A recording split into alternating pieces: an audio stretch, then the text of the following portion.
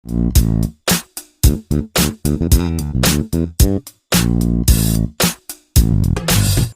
Students, आज के physics lecture में आपका स्वागत है। आज के लेक्चर में हम पढ़ेंगे chapter 4 motion in a plane के अंतर्गत topic time of flight of a projectile with numerical, अर्थात प्रक्षेप का उड्डयन काल, इसकी परिभाषा और इसका डेरिवेशन और साथ में इसके आंकिक प्रश्नोत्तर। मैं हूँ Durgesh Chandra Gupta. My channel is concept physics by DC Gupta. तो आइए लेक्चर को स्टार्ट करते हैं और सर्वप्रथम देखते हैं उड्डयन काल की परिभाषा। तो पिंड को प्रक्षेपित करने तथा उसके वापस पृथ्वी पर लौटकर आने के बीच लगे समय को प्रक्षेप का उड्डयन काल कहते हैं। उड्डयन काल अर्थात जितने समय वह पिंड हवा में रहा, यहाँ से फेंकने के बाद और ग्राउंड स्टेट पर आने तक जितने समय वह पिंड हमारा हवा में रहा, उस समय को हम प्रक्षेप का उड्डयन काल कहते हैं। इसको एक बार और देख लेते हैं। पिंड को प्रक्षेपित करने अर्थात फेंकने तथा उसके वापस पृथ्वी पर लौटकर आने के बीच लगे समय को प्रक्षेप का उड्डयन काल कहते हैं। इसे कैपिटल T से प्रदर्शित करते हैं। इसकी परिभाषा को हम इंग्लिश में इस प्रकार लिख सकते हैं। The time of flight of a projectile is the time from when the object is projected to the time it reaches the surface. तो जितने समय वह पिंड हवा में रहता है, उस समय को हम उस पिंड का उड्डयन काल कहते हैं। इसका डेरिवेशन देखते हैं। तो ये मैंने चित्र बनाया है प्रक्षेप के पथ का, और ये एक्स अक्ष, ये वाई अक्ष। ये हमारा कोई भी पिंड है वो u वेग से फेंका गया है, तो वह हमारा u वेग से प्रक्षेपित किया गया है। तो u को हम दो घटकों में विभाजित करते हैं। एक तो x अक्ष के अनुदिश घटक ux बराबर u cos थीटा, और एक y अक्ष के अनुदिश घटक uy बराबर u sin थीटा। ये हमारा बिंदु O है।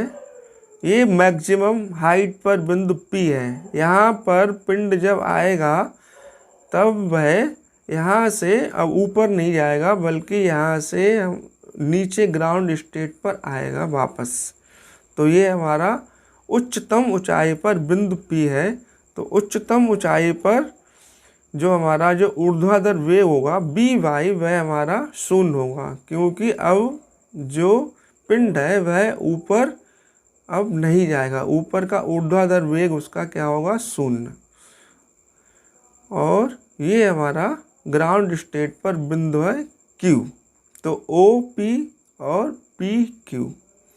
तो माना प्रक्षेपित पिंड अपने उच्चतम बिंदु P तक पहुंचने में T समय लेता है। तो यहाँ से यहाँ तक पहुंचने में T समय लेता है, और O से P तक पहुंचने में T समय लेता है। तो P से Q तक आने में भी वह स्मॉल t समय लेगा। तो टोटल हमारा जो उड्डयन काल होता है यहाँ से OPQ, तो T यहाँ से यहाँ तक, यहाँ से यहाँ तक T, तो टोटल उड्डयन काल जो प्रक्षेप का हो जाएगा वो हमारा हो जाएगा कैपिटल T बराबर 2T।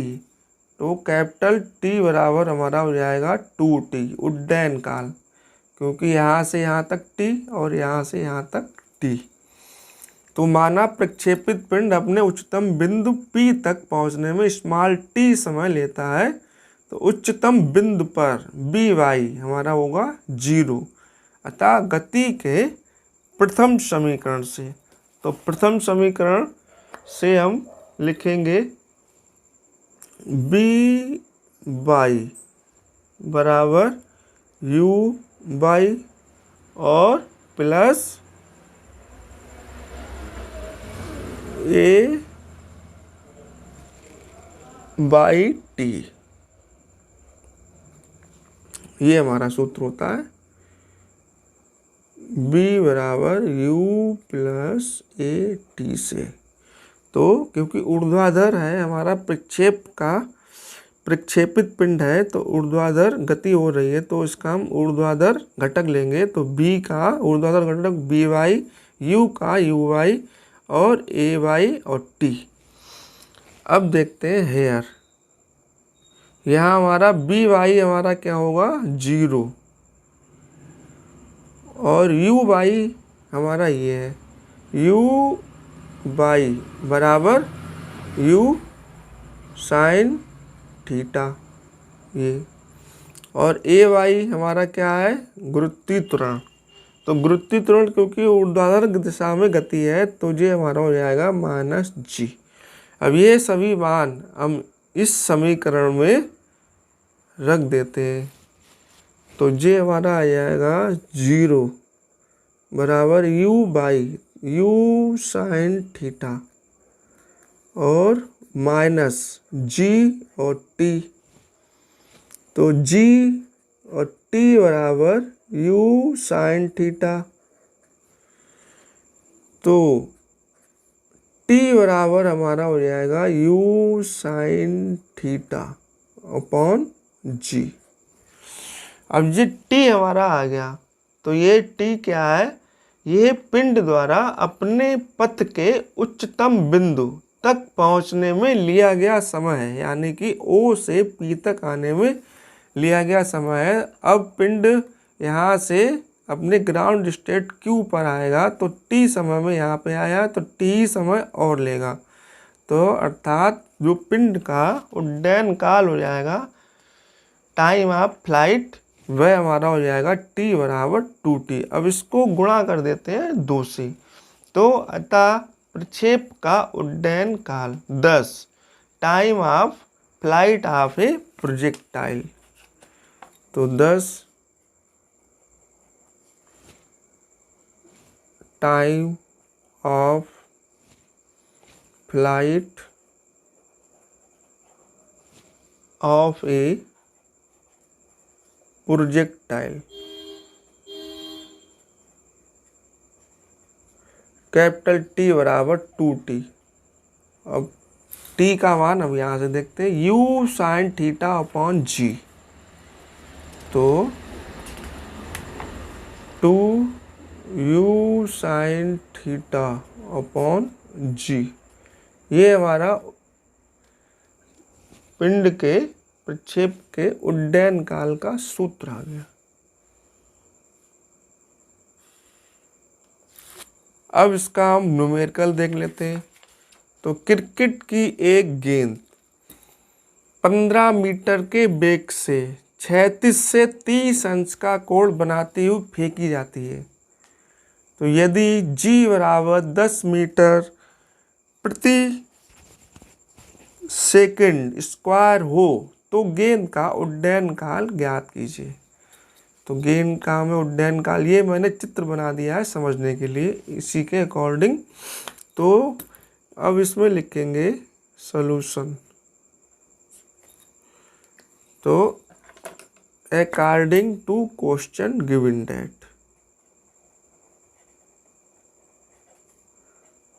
To question given that, प्रश्नानुसार हमें दिया है। क्या क्या मान दिया है देखते हैं। एक तो हमें दिया है वेग u, तो u बराबर दिया है 15 मीटर पर सेकंड, और एक थीटा दिया है 30 अंश, और एक दिया है g का मान 10 मीटर पर सेकंड स्क्वायर, और कैलकुलेट दी वैल्यू ऑफ, हमें ज्ञात क्या करना है t, जे वैल्यू हमें उड्डयन काल का ज्ञात करना है। अब इसका सूत्र देखते हैं। अप्लाइड फार्मूला, तो t बराबर 2u sine theta upon g। अब इस सूत्र में ये मान हम रख लेते हैं। तो 2, u का मान 15 और साइन 30 अंश और अपॉन जी। तो इसका मान रखते हैं यहाँ पर, तो 2 और u का मान 15 और गुणा साइन 30 अंश और अपॉन जी का मान 10 और साइन 30 अंश का मान होता है 1/2। तो इसको हम काट लेते हैं, 5 तिया 15, 5 दूनी 10, 2 से 2 घट गया तो 3 साइन 30 अंश। तो t बराबर 3 साइन 30 अंश और साइन 30 अंश का मान होता है हमारा a1/2। तो 3 गुणा 1/2 तो ये हमारा आ गया 1.5 सेकेंड। ये हमारा गेंद का उड्डयन काल आ गया। ये हमारा आंसर है।